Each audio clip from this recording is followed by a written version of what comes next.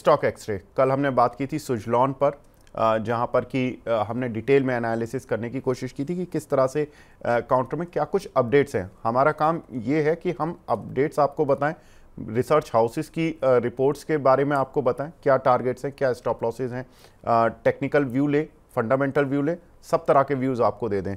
फैसला आपका होता है सर कि आपको क्या लेना है। पावर शेयरों पर काफ़ी सवाल आ रहे हैं। रवि जी, मैं NHPC से शुरू कर रहा हूं सर। वैल्यूएशन की बात भी मैं करता जाऊंगा, बाकी आप अपना व्यू देते रहिएगा कि कौन सा शेयर आपको ज़्यादा ठीक लग रहा है सर। NHPC में और SJVN, ये पूरी एक लिस्ट है हमारी 9-10 पावर शेयरों की, जिसमें कि पावर फाइनेंस कंपनियां भी हैं। ये आपकी लिस्ट आपकी स्क्रीन पर है। ज़्यादातर सवाल आपको पता ही लग गए होंगे कि दर्शकों के इन्हीं में से हैं सारे सवाल। NHPC पर सर वैल्यूएशन 27.3 के PE मल्टीपल, 38.5 की बुक वैल्यू, कैसा लगता है सर आपको? बिल्कुल, आपने देखिए जो बोला मैं वही कहने वाला था कि जैसे आपने SJVN लिया, मैंने दोनों को एक सेकंड में ही स्कैन करने की कोशिश करी और स्कैन करके ये निकला भाई NHPC काफ़ी अंडर वैल्यूड है इसके कंपैरिजन के हिसाब से। और जनरली इस समय स्टॉक जो भी 30 के मल्टीपल पर हैं और 30 से नीचे हैं, वो मुझे लगता है कि इंडस्ट्री वाइज थोड़े से ज़्यादा अट्रैक्टिव दिखाई दे रहे हैं। फंडामेंटल फैक्टर तो यहाँ पर स्ट्रांग है। मेन इंपॉर्टेंट ये है कि क्या निगेटिविटी यहाँ पर अभी खत्म होगी या फिर एक कंसोलिडेशन चलेगा। अगर आप निवेश करने की आप 15 दिन के लिए निवेश करें, मत करो भाई। कितना करना है, कम से कम 6-8 महीने का यहाँ पर व्यू रखो। आपको कम से कम 6 महीने में 15% का रिटर्न देकर जाएगा। लेकिन अगर आप ये सोचते हो कि आप एक हफ्ते में 15% पाने वाले हो, नहीं पाओगे। हाँ, डिप पे कितना जा सकता है, लोएस्ट लेवल पे आते हैं। पहले NHPC की बात कर लेते हैं। NHPC 92 रुपीज़ से अट्रैक्शन गेन करना शुरू कर देगा। 98 और 100 के बीच में फंसा हुआ है, 105 के ऊपर निकला तो एक नया ट्रेंड डेवलप करेगा। नहीं तो आपका रिस्क कितना है, 88 रुपीज़ का रिस्क लगाइए और बने रहिए। मत बार बार सवाल पूछिए, मत बार बार स्टॉक देखिए। जैसे कहते हैं ना, अपनी व्हाट्सएप चैट में कुछ चीज़ें आर्काइव कर देते हैं, वो छिपी रहती हैं, कभी दिखाई नहीं देती। ऐसा ही आर्काइव स्टॉक इसको रखिए। दूसरा जो आपने SJVN, अब ऐसा तो SJVN पे होगा ही लोगों के पास, तो उसका भी आंसर तो ले ही लें। बिल्कुल साहब, इस समय 129-30 रुपये चल रहा है। 125 रुपये तक की क्षमता अभी यहाँ पर दिखाई दे रही है। 115 से 120 के बीच में वापस अट्रैक्शन ले लेगा। तब तक के लिए कोई रिस्क नहीं, आराम से बैठे रहिए। और अगर आपने ऊपर खरीदा है, सपोज करिए किसी ने 140-42 पे खरीदा है, तो एवरेज भी 120 और 25 के बीच में करिएगा। तब तक कुछ मत करिए, तब तक स्टॉक को आर्काइव रखिए। जो पैसा मिल जाए उसका इंतजाम करिए, नहीं मिलता मत करिए, लेकिन स्टॉक आपको नुकसान नहीं देगा। ये सब ऐसे स्टॉक्स हैं जिनकी आप चर्चा कर रहे हैं, जो कि आपको इस टाइम पे नुकसान दिखा रहे हैं, और जब आप काट दोगे तो आप कहोगे यार ये तो प्रॉफिट में आ गया, मैं तो नुकसान पे ही बैठा रहा। तो ये ऐसे स्टॉक्स हैं। बिल्कुल सर। PFC और REC सर, अगर मैं फाइनेंस कंपनियों में देखूं तो आज भी 10-11 का PE मल्टीपल मिलता नहीं है, और बुक वैल्यू के हिसाब से भी 306 पर PFC और REC 263 की बुक वैल्यू है।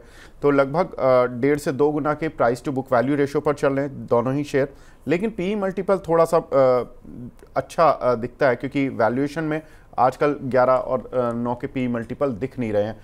बैंकिंग स्पेस में देख लीजिए, किसी भी NBFC का देख लीजिए, सभी के PE मल्टीपल हायर साइड पर हैं। सर, इनको इतने लो PE मल्टीपल पर रहने की कुछ खास वजह है, या आपको लगता है ये अट्रैक्टिव हैं? और चार्ट पर कैसे दिखते हैं आपके?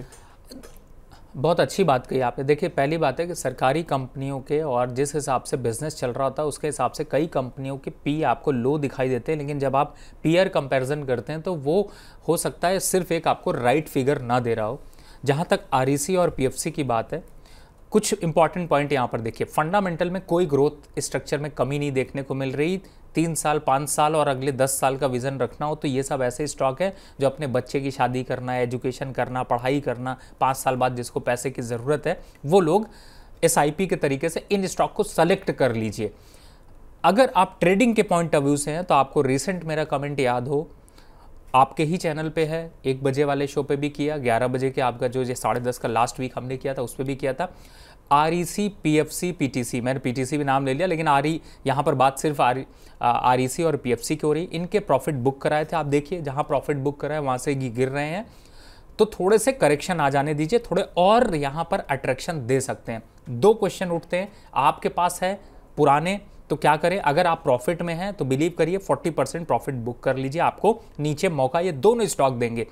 पहले बात करते हैं पीएफसी की। दोबारा अट्रैक्शन कहां पर आएगा?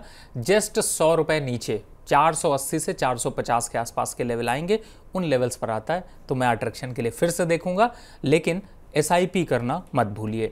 अब आ जाते हैं आपके दूसरे स्टॉक पे जिसका नाम है आरईसी। आपको याद हो 635-30 के लेवल पर मैंने कहा था बिल्कुल निकलिएगा, 60 से 70% पोजीशन काट दीजिए। आपने चाहे जहां खरीदा हो, चाहे 600 पे खरीदा हो तब भी, 500 पे खरीदा हो तो भी, अभी भी 612-13 चल रहा है, कोई बात नहीं, प्रॉफिट कई बार ऐसा होता है ना, हमें विवेक भाई लालच आ जाता है कि हमने प्रॉफिट तो देखा था, अब कम प्रॉफिट में क्यों काटे। जिद मत करिए, मार्केट जिद के लिए नहीं, ऐसी मार मारता है कि याद नहीं आएगा आपको कुछ भी। तो अभी फिलहाल यहां पर काट लीजिए। कितना आएगा? लोअर साइड पे देखिए, अगर आप थोड़ा सा तैयारी करेंगे तो ये पी मल्टीपल पे थोड़ा अभी कंसोलिडेशन दिखेगा और आ जाएगा ये करीब 520 रुपए के आसपास। समझ में आ रहा है? 520 रुपए वहीं पर खरीदिएगा, एसआईपी करते रहिए, कोई दिक्कत नहीं है, लेकिन थोड़ा सा रुकिए यहाँ पर। तो इन दोनों स्टॉक में रुकने की राय, थोड़ा सा प्रॉफिट बुक करने की राय, और डिप पे जो लेवल्स बताएं उनको कहीं पे आर्काइव में ही डाल के मैसेज छोड़ दीजिए, नहीं तो आरईसी का नाम ही चेंज कर दीजिए 520 और वहीं पर खरीदिएगा। तो इन बातों का अगर ध्यान रखिएगा, बिलीव करिएगा कोई फंड मैनेजर आपको बीट नहीं कर सकता, आप सबसे ज़्यादा रिटर्न पाएंगे और हंसीएगा सारे फंड मैनेजर पे वापस। बिल्कुल, तो हंसने का मौका मिलेगा जब रिटर्न बीट हो जाएंगे।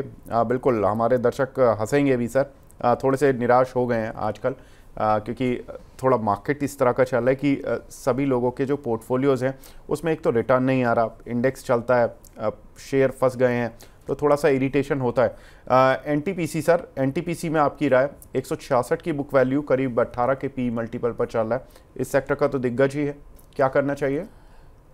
अब आ जाते हैं एनटीपीसी पे। देखिए, आपको एक कदम आगे चल रहा है एनटीपीसी। क्यों कह रहा हूं एक कदम आगे चल रहा है? आपके पीछे अभी हमने किसकी चर्चा करी? आरईसी और पीएफसी की, राइट? एक कदम आगे क्यों? क्योंकि देखिए एनटीपीसी भी 418 का हाई मारा था, आज कितना चल रहा है? 400 रुपए से नीचे का भाव है। कितना अभी जाएगा? 370-72 के लेवल पे वापस अट्रैक्शन गेन करेगा। तब तक के लिए अगर इन लेवल्स पे कहीं भी खरीदा है, प्रॉफिट बुक करने से हिचकिए नहीं, कम हो जाने दीजिए सर, लॉस से ज्यादा बेटर है थोड़ा कम ही लीजिए। लेकिन अगर आप मोमेंट्री ट्रेड कर रहे हैं तो 40-50% काट दीजिए।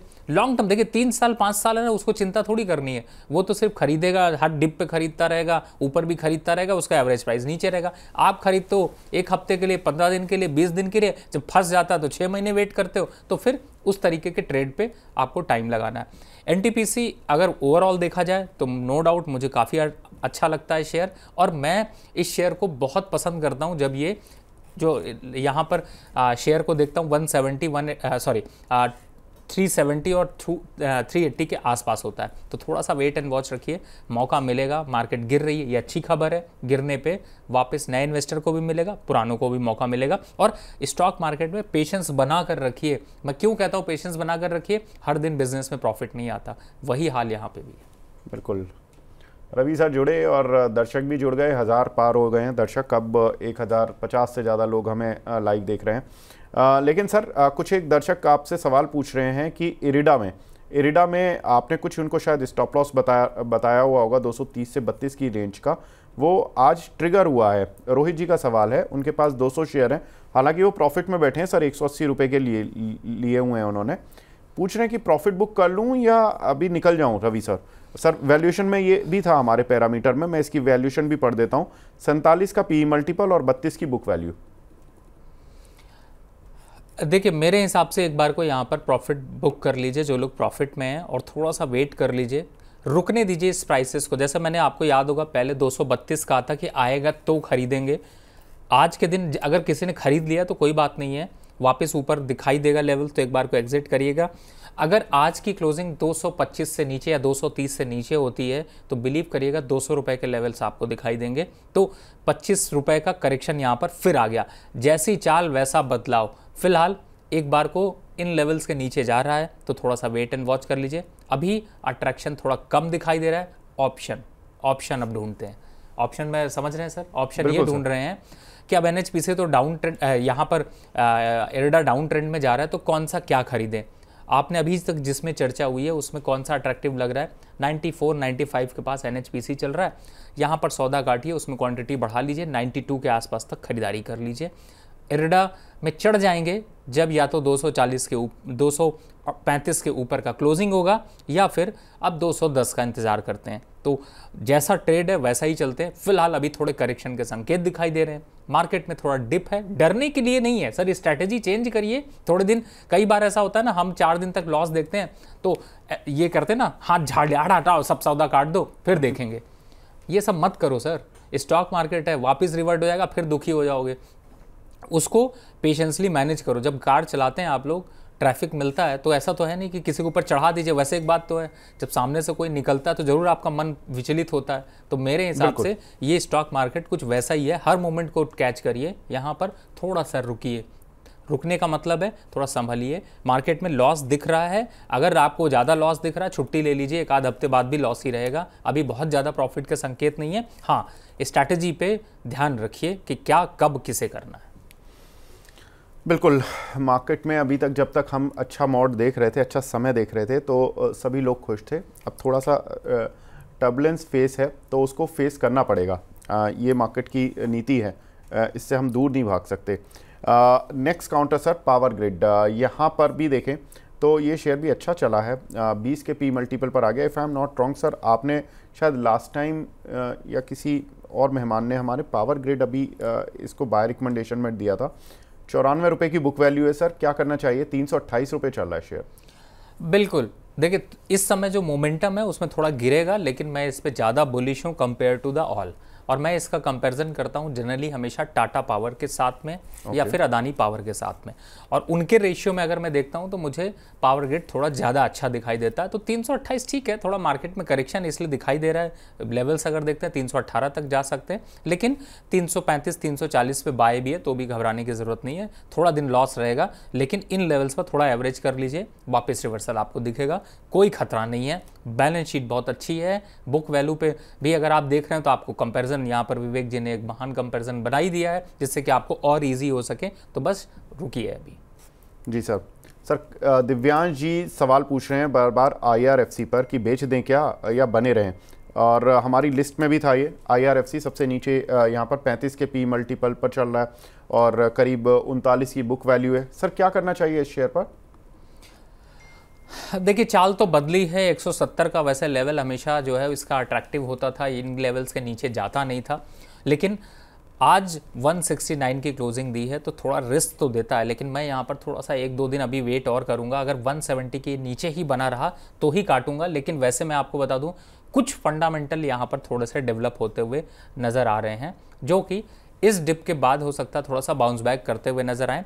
तो 10-12 रुपए का 15 रुपए का करेक्शन हो सकता है, लेकिन मुझे ऐसा लगता नहीं कि 10-12 रुपए के लिए आपको सौदा काट देना चाहिए, क्योंकि ये बार बार अपील 195 और 200 की करेगा। तो मुझे लगता है कुछ स्टॉक्स को छोड़ने की समझदारी करिए। IRFC में थोड़ा करेक्शन मिलेगा, हो सकता है आपको 162 तक के या 155 तक के लेवल मिले, लेकिन रोक के रखिए, काटिए नहीं। और अगर हो सके तो पैसा जो कह रहे हैं ना एवरेज करने के लिए, उन लेवल्स पे सोचेंगे वहाँ पर।